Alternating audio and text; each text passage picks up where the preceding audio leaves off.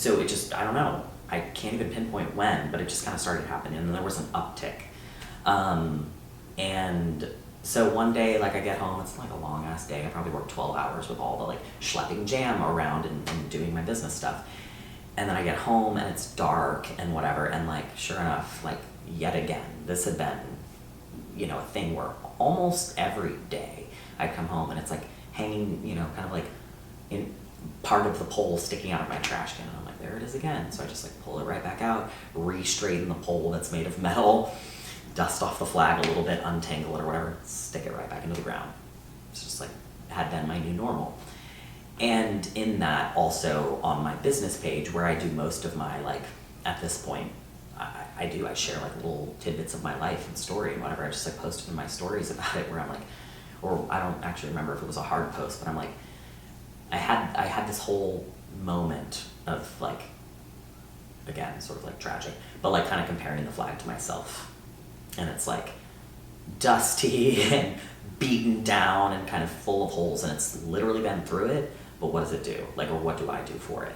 I like dust it off, stick it right back into the ground, and it stays standing, right? Like, that is the beauty and this like borderline teary-eyed love, or it's like so much more than that though, like this, you know, nourishment that I want to give and both keep getting from my community, because like, we know our experience, like we know what this is like, and so there's just nothing quite like you know, having those, you know, queer and trans siblings that, you know what the struggle's like. And like, everybody's got their opinions, and like, clearly like there's a whole ton of wrong people that think that there's something wrong with us, that think that inherently we are non-existent, like truly, like our humanity is not a thing, and that they're trying to take back or erase that we've always existed, and you know, we always will.